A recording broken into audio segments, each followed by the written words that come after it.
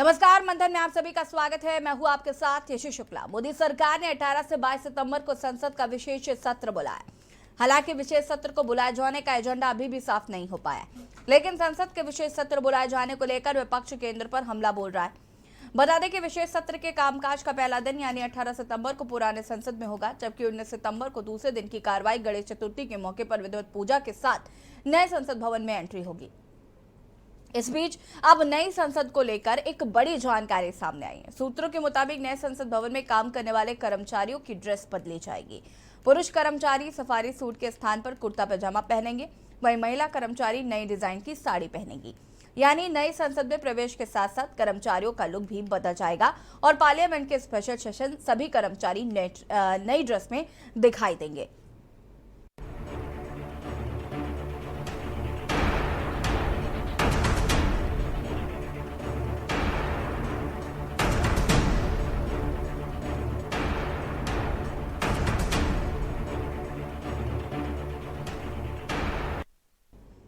बताया जा रहा है कि निफ्ट ने ये नई ड्रेस को डिजाइन किया है, जिसके मुताबिक सचिवालय के कर्मचारियों का बंद गला सूट से चेंज करके मैजेंटा या डार्क गुलाबी कलर की नेहरू जैकेट होगी।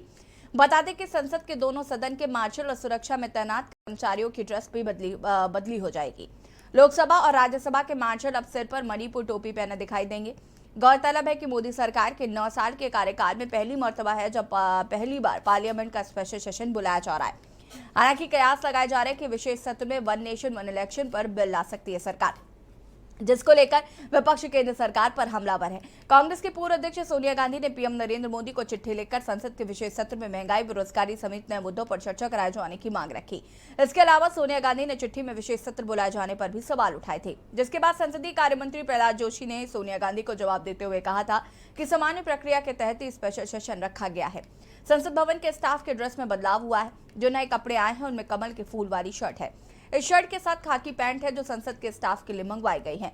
ड्रेस पर सियासी दंगल शुरू हो गया है। कांग्रेस ने सरकार पर हमला बोला है। 19 सितंबर को नए संसद भवन में विशेष सत्र शुरू होगा। वैसे तो सत्र की शुरुआत 18 सितंबर को पुराने संसद भवन से हो जाएगी, लेकिन 19 तारीख को गणेश चतुर्थी के शुभ मौके पर सत्र नए संसद भवन में शिफ्ट होगा। और दूसरी बड़ी बात यह है कि नए संसद भवन में स्टाफ के लिए नई नई ड्रेस भी आ चुकी हैं।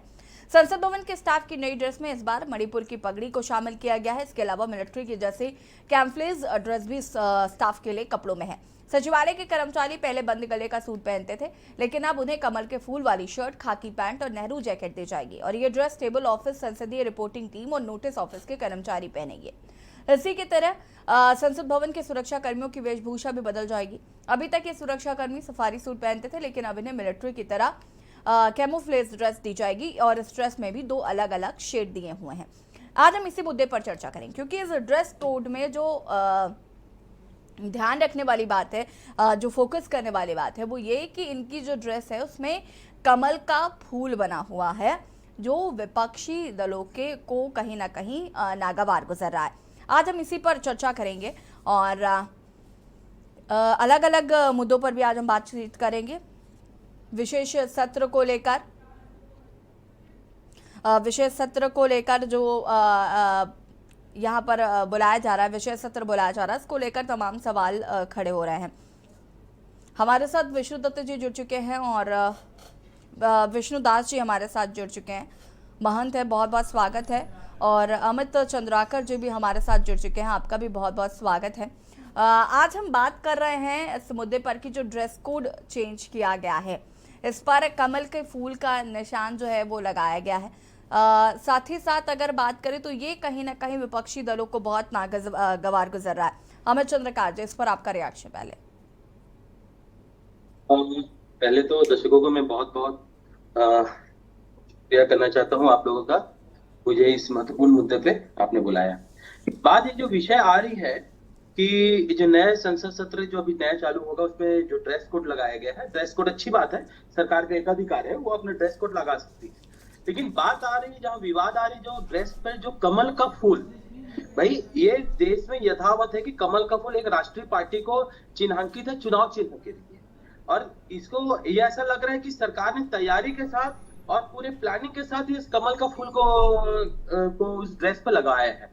भाई हम ये जानते हैं कि कंपनी के कॉपीराइट्स में भी नियम है कि एक 70-80% भी अगर कोई डिजाइन मैच करता है उसको अधिकार नहीं है किसी दूसरे कंपनी को लगाने का। यहाँ पर उन्होंने पूरा अपना चुनावी चिन्ह जो कमल का फूल है वो कपड़े वो संसद के जो ड्रेस कोड है उस पर लगा लिया। तो ये तो गलत है ना भाई। इस देश में ठीक है सत्ता आपको इस देश की जनता ने दिया है, इसका दुरुपयोग करने का भी अधिकार नहीं दिया। आप अपने निर्णय ले सकते हैं लेकिन ऐसे कोई भी विवादित निर्णय लेने का अधिकार आपको नहीं है। आप अपनी योजनाओं से देश को बताइए ना आप क्या करना नहीं, चाहते अमित हैं। चंद्रिका जी देखिए, उनकी तरफ से कहा जा रहा है कमल का फूल जो है वो काफी शुभ माना जाता है, और कमल का फूल कोई पार्टी का चिन्ह है, इसका मतलब ये नहीं है कि इसलिए हम कमल का फूल शर्ट में नहीं हो सकता। भाई कमल का फूल शुभ माना जाता है। वो देखिए भारतीय जनता पार्टी धर्म को सामने लगा के ये लड़ाई ना करे, बंदूक ना लगाए। भाई अपने योजनाओं से बताए ना भाई। भाई आप तो बहुत बड़े, आपने जॉर्ज बड़ा G20 भी आयोजन किया, उसके लिए बधाई पात्र है भाई। लेकिन आपने अपनी योजनाओं से आप देश को बताइए ना कमल का फूल की आवश्यकता आपको क्यों आवश्यकता पड़ रही है। शुभ शुभ तो बहुत सी चीजें हैं यहाँ पर। कमल का फूल भाई माता लक्ष्मी का वास होता है, ये बिल्कुल हर हम हिंदुओं के लिए आस्था का विषय है। आप आस्था के साथ आप अपने राजनीतिक चीज को मत से किया, आप अपने योजनाओं से बताइए। आपने विशेष सत्र बुलाया है, विशेष सत्र में भी आपने किसी को कोई एजेंडा नहीं बताया है। हमारी अध्यक्षा ने आपको पत्र लिखा लेकिन जवाब आपने दे दिया कि ये मान्य है। अरे भाई जब ये विशेष सत्र है आपको एजेंडा के साथ आ रहे होंगे ना भाई, विपक्ष को भी तो अपनी प्लानिंग अपना रिसर्च की जरूरत पड़ेगी भाई, चर्चा में लगेंगे। तो भाई आपने क्यों खुलासा नहीं किया, बट ऐसा क्या आप ला रहे हैं जो छुपा रहे भाई। आपका तो लोकसभा में पूरा अधिकार है, आपके पास तो मेजोरिटी है भाई। अच्छा चीज है तो बताइए ना भाई, हम भी आपको साथ देंगे, लेकिन आप बताइए तो एक बार। और रही बात इसको सिंबॉलिक है, देखिए चुनाव में सिंबल का यूज, जो सिंबल यूज होता है आप सामान्य इसमें कर नहीं सकते, विशेष नहीं करना चाहिए इसका। मेरे को लगता है कि भारतीय जनता पार्टी इसका दुरुपयोग कर रही है। ठीक है, पूर्व राज्य मंत्री भी हमारे साथ यहाँ पर जुड़े हुए हैं मोहम्मद अब्बास जी, बहुत बहुत स्वागत है आपका, सपा से हैं। मोहम्मद अब्बास जी क्या कुछ कहना चाहते हैं इस पूरे प्रकरण पर?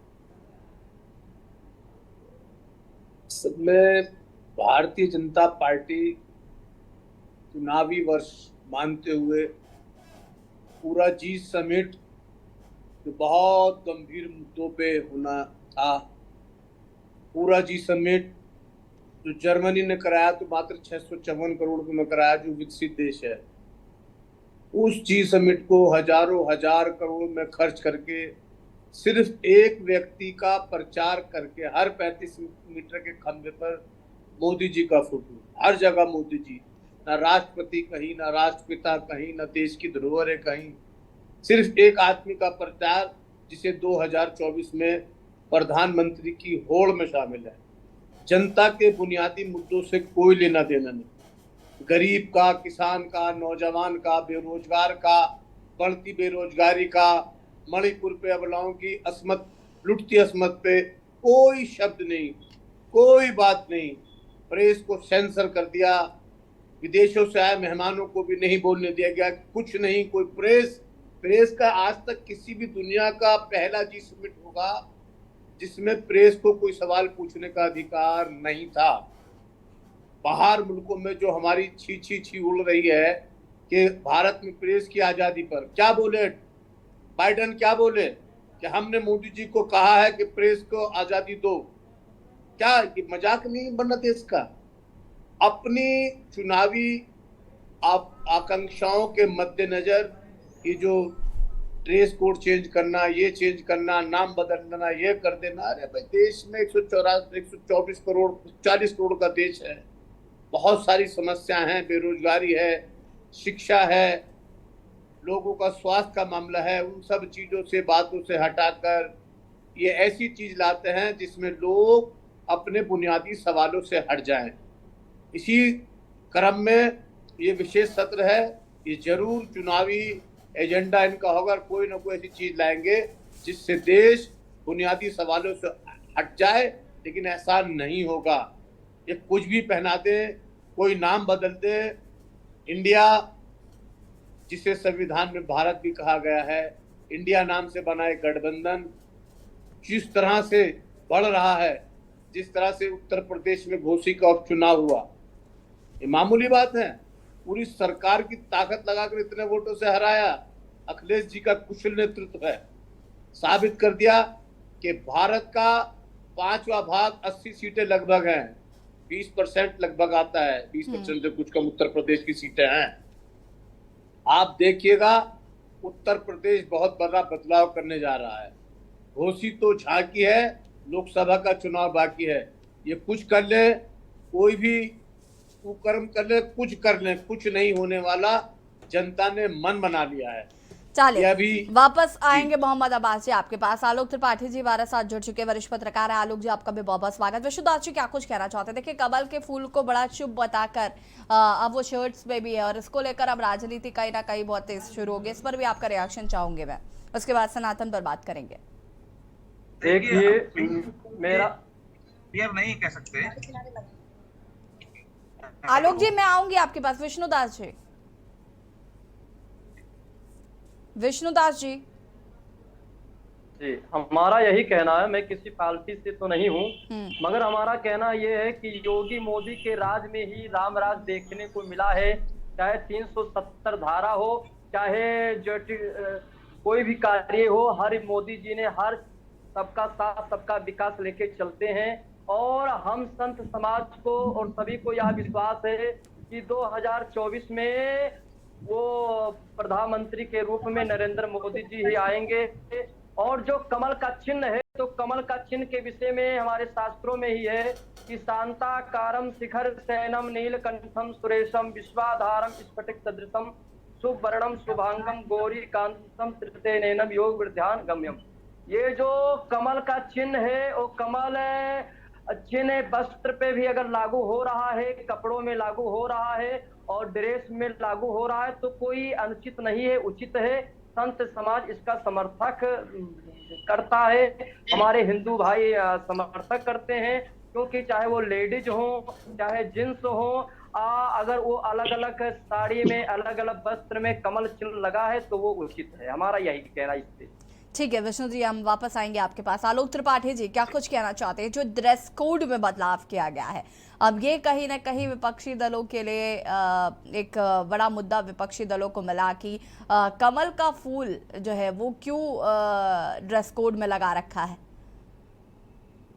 देखिए ये तो क्यों ये हो रहा है ये तो वही बता सकते हैं, लेकिन ड्रेस कोड में कमल का फूल ये तो उचित नहीं है मेरे हिसाब से, क्योंकि वो ड्रेस है और किसी भी ड्रेस में संस्था का कोई संवैधानिक हो तो उसका तो समझ में आता है, लेकिन क्योंकि ये भारतीय जनता पार्टी का चुनाव चिन्ह है तो इसको एक उसमें किसी की ड्रेस पर लगाना ये अनुचित है। और ये क्यों हो रहा है या होगा भी कि नहीं, अभी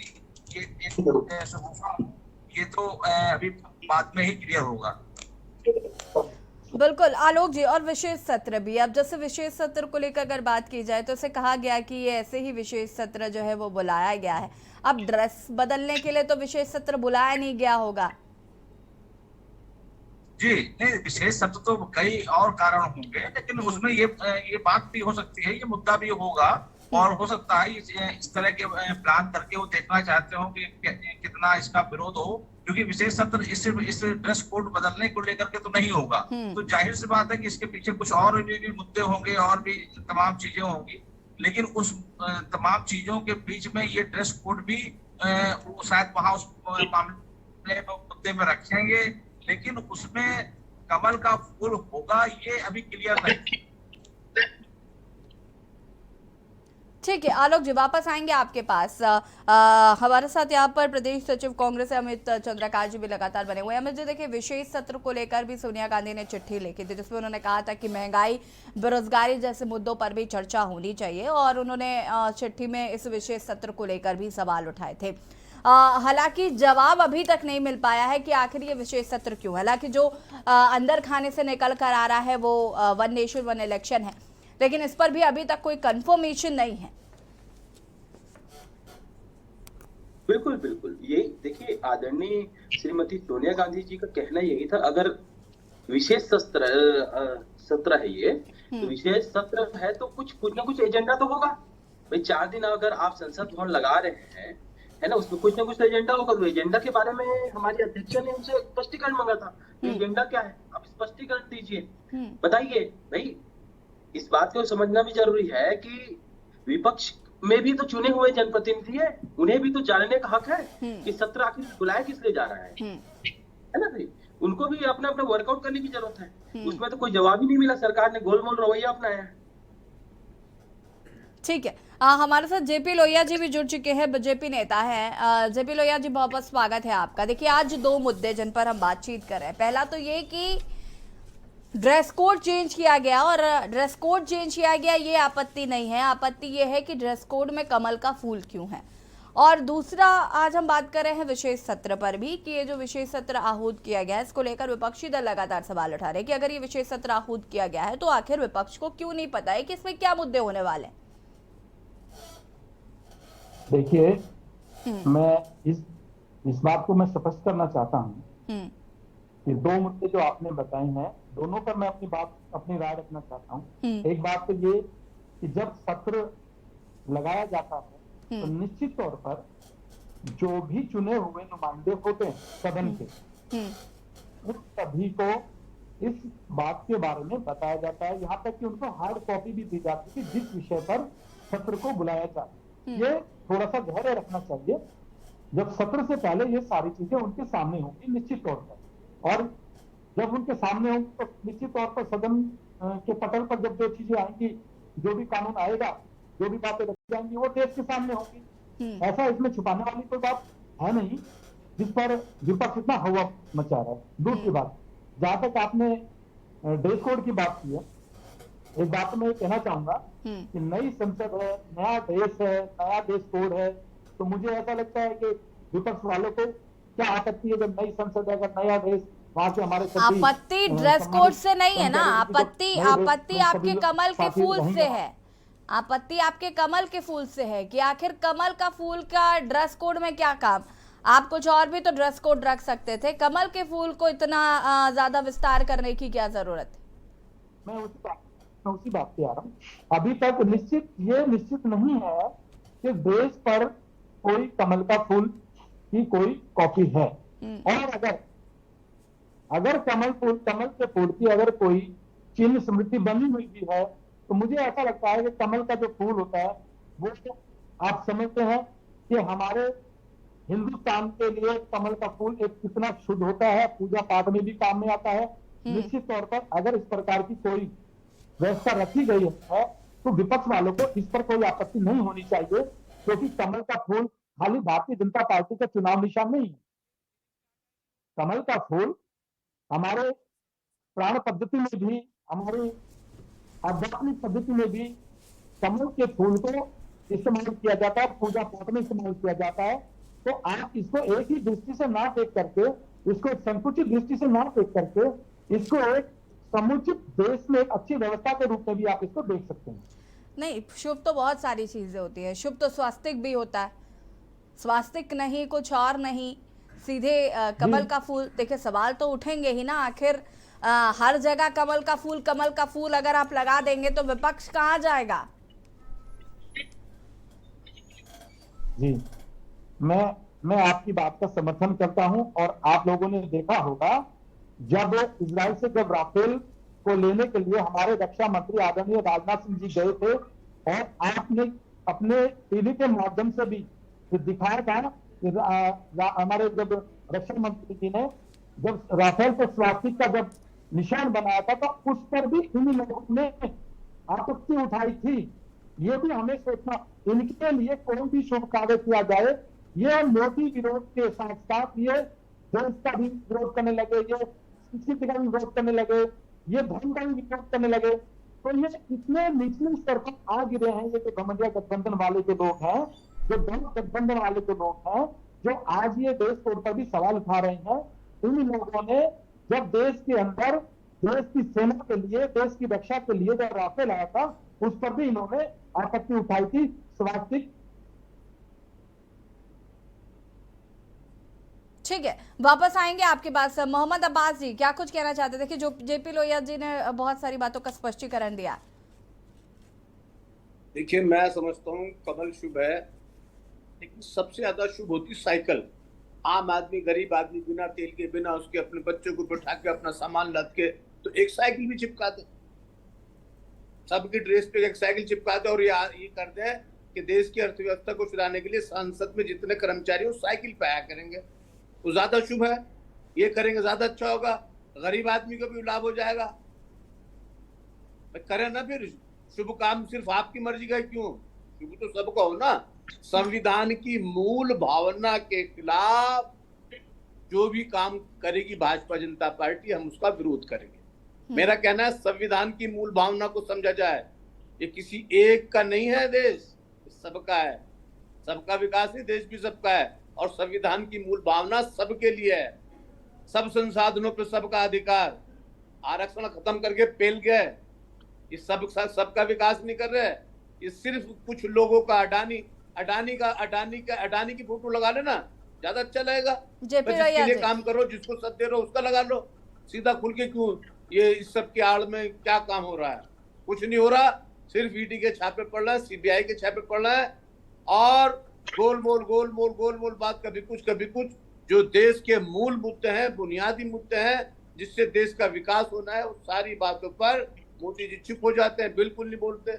मणिपुर ठीक है, आज तक रुकिए। जेपी लोहिया जी जवाब दीजिए। जेपी लोहिया जी जवाब दीजिए, इसके बाद अमित चंद्रकार जी आपके पास आते हुए। जेपी लोहिया जी, अभी अब्बास भाई ने जो बातें उठाई हैं, अब्बास भाई अभी बहुत ज्यादा देर हुई नहीं है।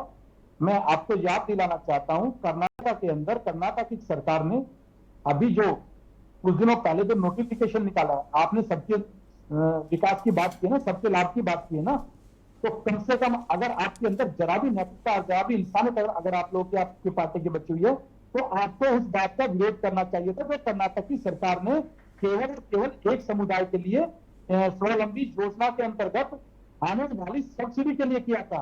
उन्होंने 80 कैटेगरी को भी डाल करके, और केवल एक ही समुदाय के लिए, केवल एक समुदाय के लिए जो व्यवस्था बनाई है। क्या आपको ये दिखाई नहीं पड़ती देश के अंदर तुष्टिकरण की राजनीति? ऐसा कोई मुद्दा नहीं है, एक समुदाय के लिए कुछ नहीं है। आप अमित चंद्रकार जी, मैं कह रहा हूँ, मुझे मालूम है उस सबके लिए। आप ये झूठ बोल करके एकदम गलत बात है। जिम्मेदार चैनल में बात नहीं करनी चाहिए। ये भाजपा का दफ्तर हो सकता है, तो कैसे कहते योजनाएं सभी के लिए इन्होंने देखिए, आप जिम्मेदार एक एक करके अब्बास जी रुकिए जरा। अब्बास जी रुकिए, जेपी लोहिया जी आप भी। अमित जी एक सेकेंड आऊंगी मैं वापस। अमित चंद्रकार जी, मैं ये कहना चाहता हूँ, जो कर्नाटक का बात कर रहे हैं बिल्कुल गलत बोल रहे हैं, है ना। सरकार ने किसी एक समुदाय के लिए नहीं लाया है, इसको बता रहा हूँ पहले, है ना। एक समुदाय के लिए लाया, दिखाया हमें एक समुदाय के लिए है वो करके, है ना। योजनाएं सभी के लिए है ना। तो यहाँ पर कृपया करके जो बातें हैं, मूल बातें जो है, आप उनसे ना भटके, है ना। हम मुद्दे पे चर्चा करें। कमल का फूल को वहां क्यों लगाया गया है ड्रेस कोड में? भाई इस देश में सबसे आज के सामान्य आदमी का मानना है, जो जी नहीं पा रहा है इस महंगाई में, इतने जो समस्याएं से गुजर रहे हैं, है ना, कि भाई सरकार इतने बड़े बड़े डेटा फिगर दिखा रहे हैं कि महंगाई का देखो, खुदरा मूल्य का कीमत का दर कम हो गया, महंगाई कम हो गई, लेकिन जमीन में जब जाए, धरातल में जा रहे हैं, तो सामान का कहाँ रेट कम हो रहा है? हम उस पर बात ना करके, हम उस पर चर्चा ना करके, आप किसी और योजना, किसी अन्य प्रदेशों की योजना पे हम चर्चा कर रहे हैं, जिसका कोई अर्थ ही नहीं है। भाई हमको इस बात को समझना पड़ेगा, ये देश की जनता आज के डेट में हमसे बहुत उम्मीद लगा के बैठी है, और हम उनको दे क्या रहे हैं, समझना यहाँ पर पड़ेगा। मेरे लोहिया जी से मैं बोलना चाहूंगा कि देश के लिए, इन आम नागरिक के लिए आप योजना बनाए। आप बहुत सी योजनाएं आपको बड़े बड़ी कारपोरेट कल्चर लोग के लिए आपने बना ली, उनको बहुत फल फुला दिए आपने, लेकिन आम जनता कहाँ मजबूत हुआ? आम जनता आज भी उसी में स्ट्रगल में चल रहा है जो आज 2014 में से चालू हुआ था, आज वही स्ट्रगल से चल रहा है। जेपी लोहिया जी, हमें इस बात को समझनी पड़ेगी, ये बहुत गंभीर विषय है। हम आज किस पे चर्चा कर रहे हैं बताइए? कमल का फूल पे हम आज डिस्कस करना पड़ रहा है। भाई मैं हमारा बोलना ये है कि मोदी सरकार अगर इतना प्रचार कर रही है, इतना बड़े बड़े बातें कर रही है, अपनी योजनाओं से बताए ना देश की जनता को। कि हम ऐसा कि हम योजना भी बता नहीं पाते, महंगाई को हम कम नहीं कर पाते। ठीक है, चर्चा को हम आगे बढ़ाएंगे, आप सभी हमारे साथ बने रहिए। और मंथन में आज हम बात कर रहे हैं यहाँ पर जिस तरीके से ड्रेस कोड, नई सदन में नई ड्रेस और इसका ड्रेस कोड में कमल का फूल जो है वो विराजमान है, जिसका विपक्षी दल विरोध करते हुए नजर आ रहे हैं। रुकेंगे छोटे से ब्रेक के लिए, जल्द हाजिर होते हैं। आप देख रहे हैं के न्यूज, खबरों का सारथी।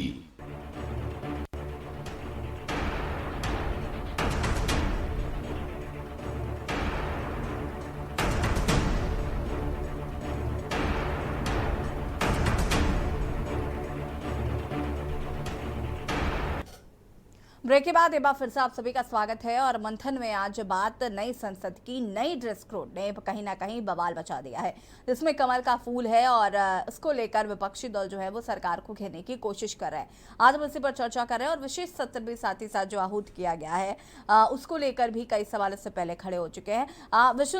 विष्णुदास जी, लेकिन उससे पहले मेरा सवाल आपसे है कि सनातन को लेकर भी बड़ी सारी प्रतिक्रियाएं, बड़े सारे रिएक्शंस जो हैं वो अभी तक आए हैं, उन पर क्या कुछ कहना चाहेंगे? एक के बाद एक हम देख रहे हैं सनातन धर्म पर प्रतिक्रियाएं आ रही हैं, लेकिन उनका खंडन भी कोई नहीं कर रहा है, सबकी अपनी अपनी व्यक्तिगत राय निकल कर आ रही।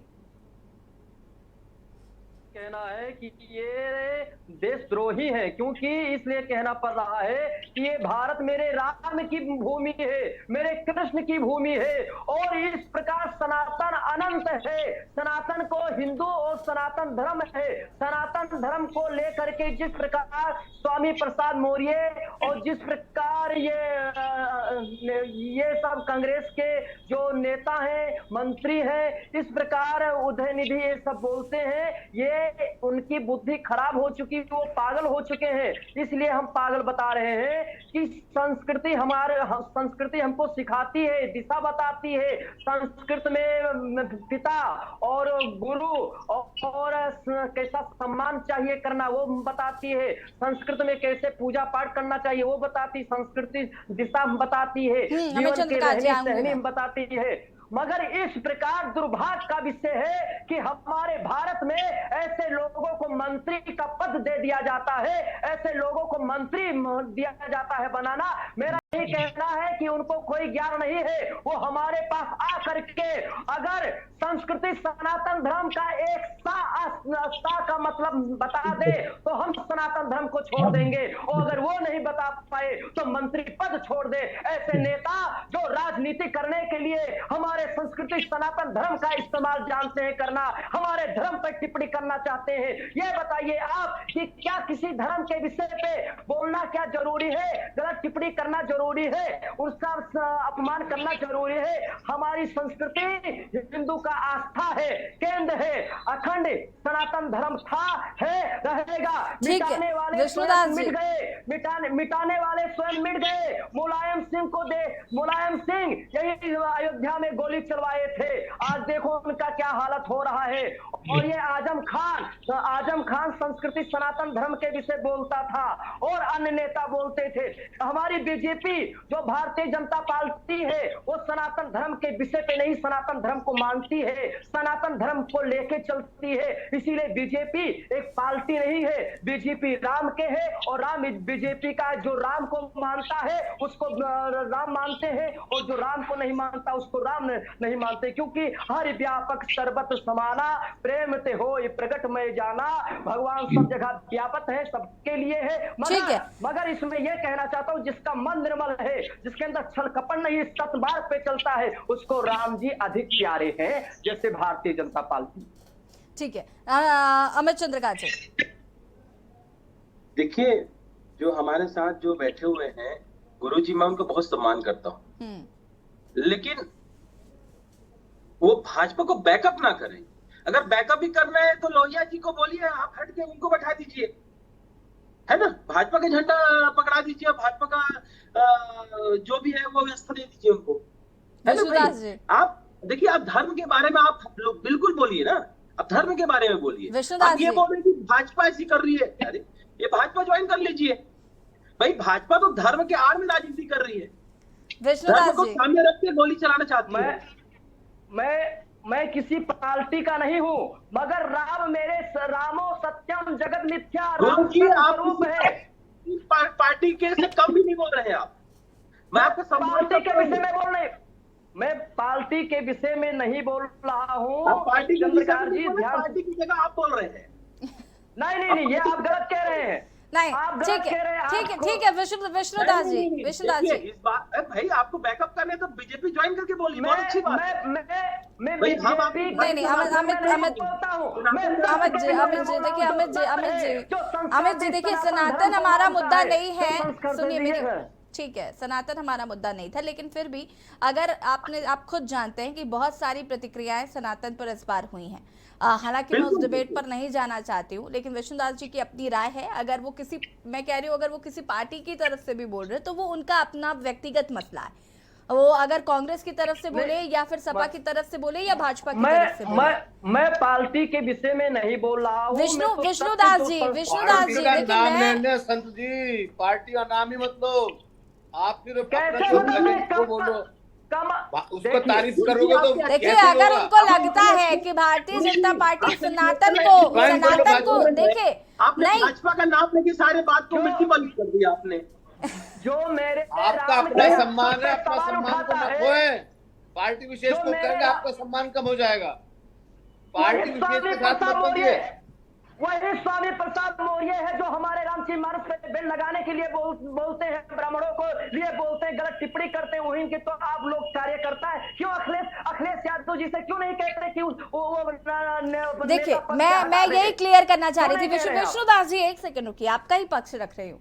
देखिए वो कहीं ना कहीं इस बात को मानते हैं या समझते हैं कि भारतीय जनता पार्टी हिंदुत्व की पार्टी है, वो सनातन की बात करती है, क्योंकि आपकी ही पार्टी के बहुत सारे लोगों ने इस बीच अनर्गल बयानबाजी सनातन को लेकर की, चाहे वो स्वामी प्रसाद मौर्य हो, चाहे वो मल्लिकार्जुन खड़गे के बेटे प्रियांक खड़गे हो जिन्होंने समर्थन किया, स्टैलिन हो, तमाम ऐसे इस वक्त हमने देखा। तो अगर उन्हें लगता है तो देखिए ये उनकी व्यक्तिगत राय है, हम उन्हें किसी पार्टी का प्रवक्ता नहीं कर सकते। आप अपनी पार्टी के अगर आप अपनी पार्टी की बात कर रहे हैं तो वो उनको अगर लगता है कि भारतीय जनता पार्टी सनातन की बात करती है और अगर वो एड ऑन करना चाहते हैं तो उनकी इच्छा है। हाँ ठीक है, जेपी लोहिया जी, जेपी लोहिया जी अपनी बात को पूरा करिए प्लीज। देखिए अभी दोनों मेरे साथियों ने जो अपनी बात कही है, और आप हमारा नेशनल टीवी पर हम लोग बैठे हुए हैं और आप बहुत बड़ी एंकर है, बहुत सम्मानित एंकर है। मैं आपका व्यक्तिगत तौर पर भी मैं आपका बहुत सम्मान करता हूँ। जो इन्होंने जिस बात को इन्होंने डिनाई किया कि कर्नाटका सरकार का जो नोटिफिकेशन था, मैं आपको पर्सनली व्हाट्सएप करके भेज दूंगा और आप दोनों भाइयों को इनको भेज दीजिएगा। और आप भी जानते हैं कि कर्नाटक सरकार ने जो नोटिफिकेशन किया है, क्योंकि आपकी नॉलेज में है ये चीज, आप बहुत वरिष्ठ पत्रकार, बहुत समझदार, आपकी भी नॉलेज में है।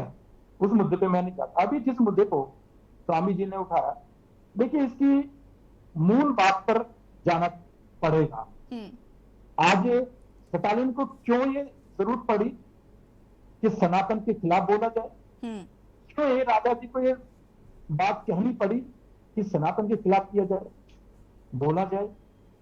ये बात बहुत सोचने की और बहुत गंभीरता से सोचने की। अगर यही बात किसी एक विशेष समुदाय के लिए बोली जाती तो आप समझ सकते हैं कि देश के अंदर कैसा भूचाल आता, कोई शब्द नहीं बोल सकता खिलाफ। तो अगर स्टालिन ने बोला या ए राजा ने बोला या वहां के पौंड मोड़ी शिक्षा मंत्री उन्होंने, और ये सारे लोग उस गठबंधन के साथी हैं। मैं आपकी बात से सहमत हो सकता हूं एक बार कि उनका व्यक्तिगत स्टेटमेंट है, मैं आपकी बात से सहमत हो सकता हूं, लेकिन ये लोग भी तो अपना स्टैंड क्लियर करें। ये लोग भी तो उसके लिए सामने खड़े होकर बोले कि स्टालिन के बेटे ने जो बोला है वो गलत बोला है, ये राजा ने जो बोला है वो गलत बोला है, और बोली मोदी ने जो बोला है वो गलत बोला है। सनातन हम तो आप गाली दे रहे। देखिए मोदी जी का विरोध समझ में आता है, ठीक है आप करेंगे, अरे कम से कम आज के दिन में तो जब G20 पूरे भारत के लिए एक इतना अच्छा मौका रहा है जिससे कि पूरे भारतवर्ष की प्रशंसा आज पूरे वर्ल्ड में हो रही है, तो कम से कम G20 के लिए भी दो शब्द बोल देते। वो खाली मोदी जी का नहीं था, 140 करोड़ भारतवासियों का था G20 भी। अगर वो नहीं, सिर्फ मोदी जी का था। विदेशी अखबार की कटिंग भेज दूं मैं आपको व्हाट्सएप पे। कैसा जी समिट के बाद सबने कहा मोदी जी ने चुनाव के लिए करा सब। यही लोगों को डूबेगा, अब भाई यही डूबेगा। मैं इसीलिए कह रहा हूँ कि मोदी जी के विरोध करते करते करते करते आप राष्ट्र के विरोध पे खड़े हो गए। 140 लोगों का पैसा का उपयोग हुआ है, प्रमोशन सिर्फ एक ही इंसान को हुआ है। सनातन धर्म के विरोध पे खड़े हो गए। तो देश की जनता बहुत नजदीक से आप लोगों को देख रही है, क्योंकि देखिए भारत की जो संस्कृति है ना उसको आज तक कोई खत्म कर पाया है और ना कोई खत्म कर पाएगा। भारत के सनातन धर्म को ना कोई खत्म कर पाया है ना कोई कर पाएगा। आप जितना विरोध करना चाहे आप स्वतंत्र हैं, आप आजाद हैं, आप कर सकते हैं, लेकिन मैं सिर्फ इतना ही आप लोगों से कहना चाहूंगा कि कम से कम उन 140 करोड़ देव तुल्य भारतवासियों में आप लोग भी आते हैं, तो कम से कम अपना स्टैंड क्लियर कीजिए। अगर स्टालिन के बेटे ने सनातन धर्म पर कोई प्रश्न उठाया है या सनातन धर्म को गाली दी है, तो आप लोगों को सामने आके बोलना चाहिए था कि स्टालिन के बेटे ने गलत बोला है, ये राजा ने गलत बोला है और इसके लिए माफी मांगे।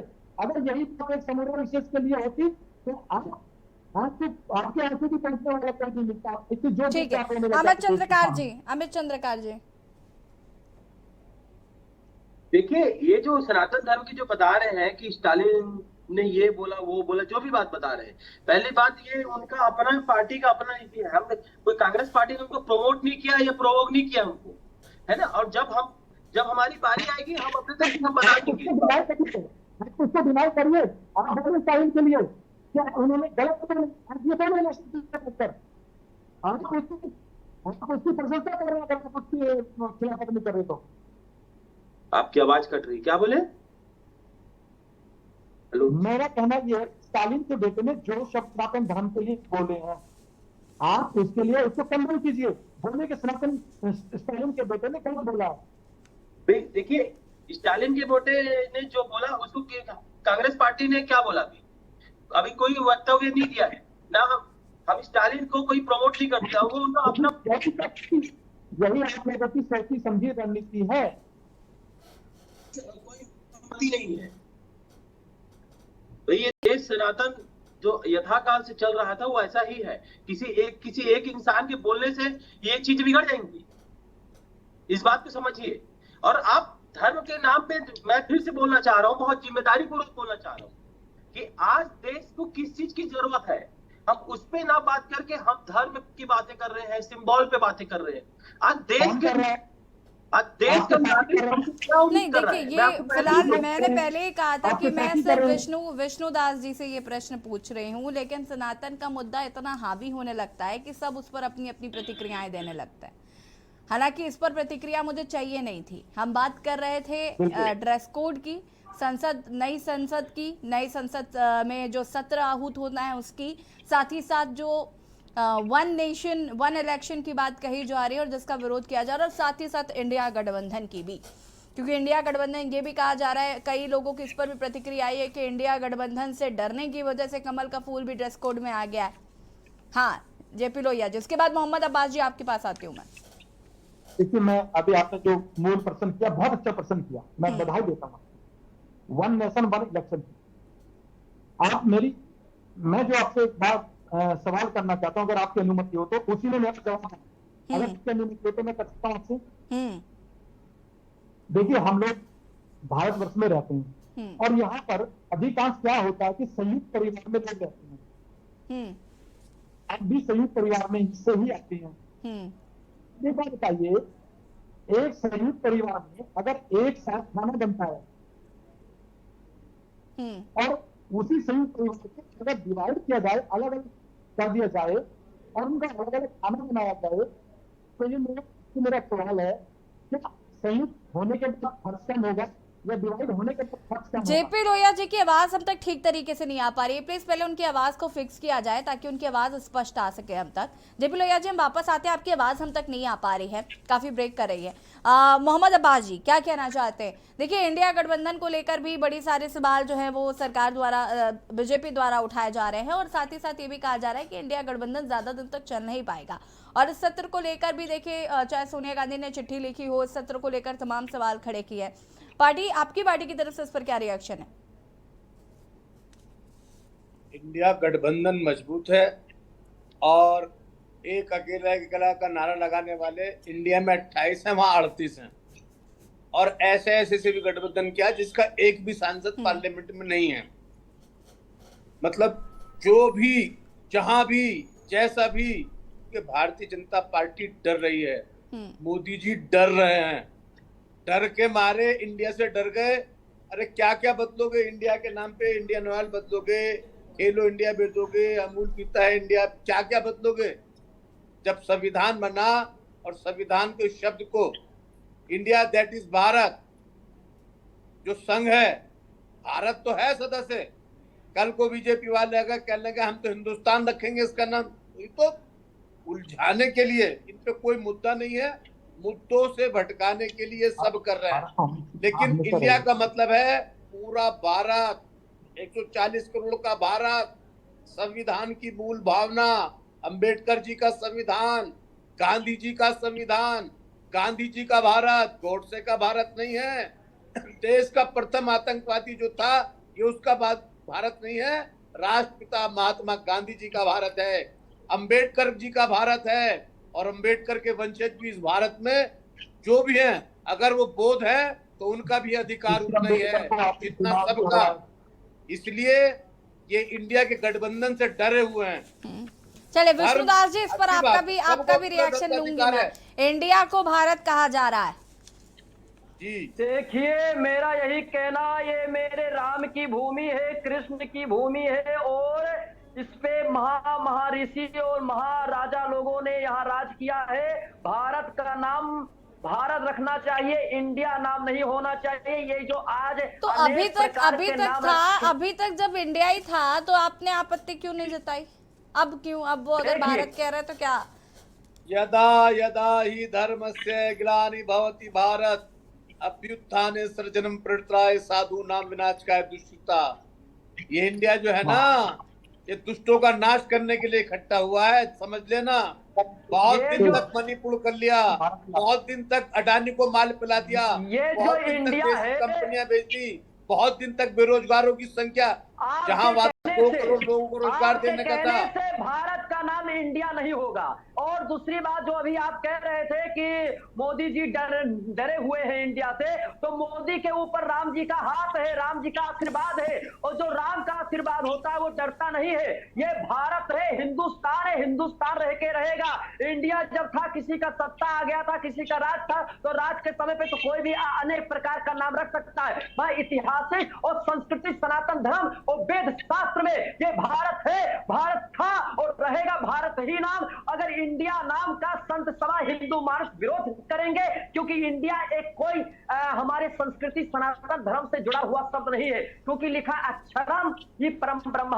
अक्षर से जब मंत्रों में मिलन हो जाता है तो वो शब्द का निर्माण हो जाता है, और जब शब्द का निर्माण होता है तो वो अनुचित होता है। जेपी लोहिया जी, मोहम्मद अब्बास जी, लेकिन काफी इम्प्रेसिव था कि आपने वो पूरा सुनाया हमें। जेपी लोहिया जी, हम तो वही समाजवादी हैं जो गीता भी पढ़ते हैं, वेद भी पढ़ते हैं, कुरान भी पढ़ते हैं और संविधान भी पढ़ते हैं। चलिए, को संविधान की मूल भावना है। स्वामी प्रसाद मौर्य को क्यों आपने नहीं पढ़ाया? स्वामी प्रसाद मौर्य आपका ही तो पार्टी करता है, उसको क्यों नहीं पढ़ाया? मोहम्मद अब्बास जी, देखिए वैलिड पॉइंट है कि अगर आप कुरान भी पढ़ते हैं, गीता भी पढ़ते हैं, पढ़ाइए, उनको पढ़ाइए। तो आप तो स्वामी प्रसाद मौर्य जी के बयान का सवालों का जवाब दीजिए, उनके सवालों का जवाब दीजिए। सवालों जो ठीक है, जेपी लोहिया जी अपनी बात को पूरा करेंगे। अनम्यूट कीजिएगा जेपी लोहिया जी, अनम्यूट करिए। ठीक है विष्णुदास जी, विष्णुदास जी, विष्णुदास जी, विष्णुदास जी प्लीज, विष्णुदास जी। दलितों पर पेशाब करना कौन सा धर्म है ये? दलितों फिर उनके पैर धो, ये धर्म होता है? ठीक है अब्बास साहब, ठीक है अब्बास साहब, ये गलत है। अब्बास साहब। दलितों के पेशाब पे नहीं बोलेंगे आप। दलित व्यक्ति पे खड़े होकर आदिवासी पेशाब किया जा रहा है, वो सवाल कर रहे हैं तो मोहम्मद अब्बास जी, मुजरिम को छुपाया जाएगा। अब्बास जी, लोगों से सवालों का मोहम्मद जवाब अब्बास दीजिए। जी, ठीक है मुझे और लोगों का भी रुख करना है प्लीज। विष्णुदास जी प्लीज, विष्णुदास जी मुझे और लोगों के पास भी जाना है। जेपी लोहिया जी फटाफट अनम्यूट कीजिएगा अब्बास भाई थोड़ी जी, आवाज आ रही है। अब्बास भाई थोड़ी डिबेट की शुचिता को बने, आप बहुत वरिष्ठ हैं, मैं आपसे यही निवेदन करूंगा। मैंने अभी जो मैं बात आपसे पहले कह रहा था कि मुझे एक सवाल, अगर आपकी इजाजत हो तो सवाल कर सकता हूं आपसे? जी जी, मैंने मुझे 2 लाइनों में अपना, मेरे सवाल में ही आप मेरा जवाब भी हो।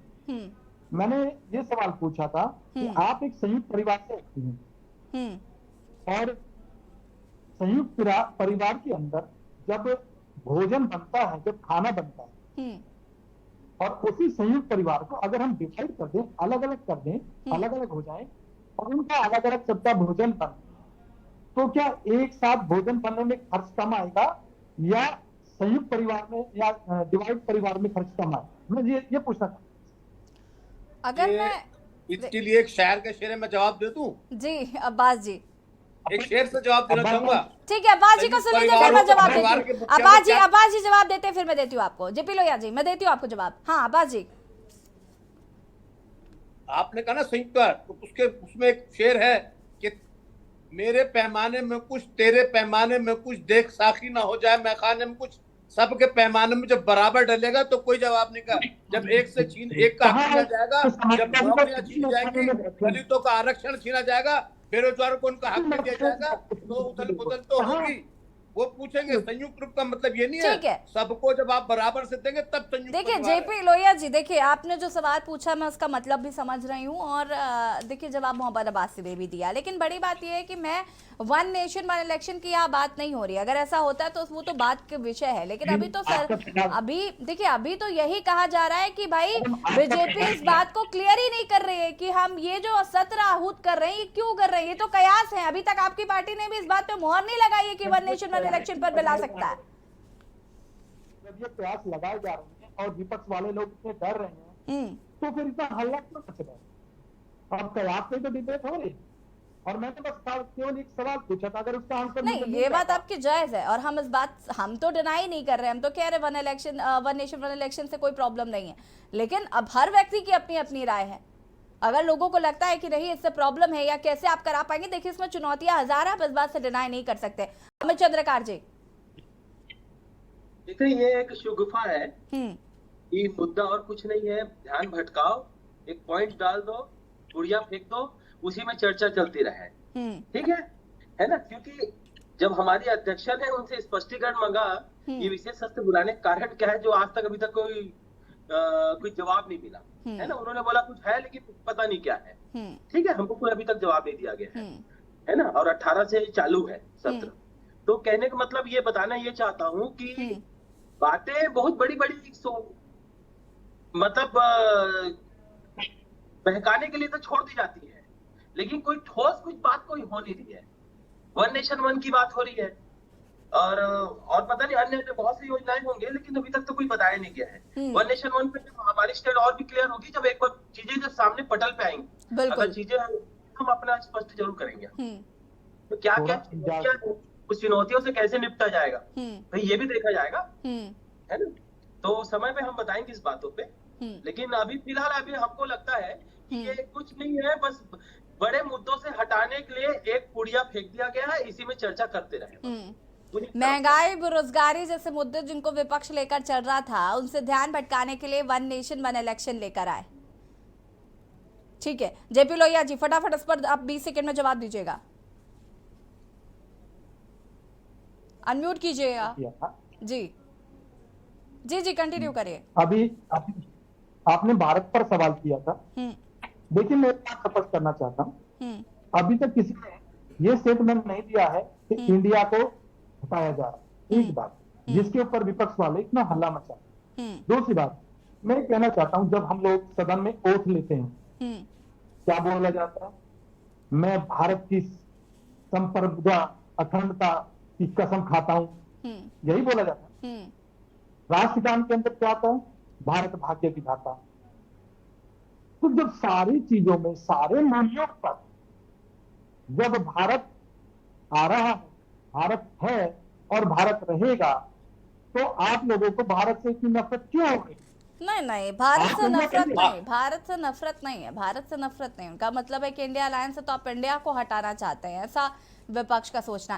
खैर, हमारे पास वक्त की कमी है। आप सभी का बहुत बहुत शुक्रिया चर्चा में शामिल होने के लिए। और मंथन में आज हम बात कर रहे थे जो सत्र आहूत होना है उसको लेकर, नई संसद, नई सत्र और नया ड्रेस कोड। और ड्रेस कोड में कमल का फूल कहीं ना कहीं विपक्ष के लिए शूल बनता हुआ नजर आ रहा है।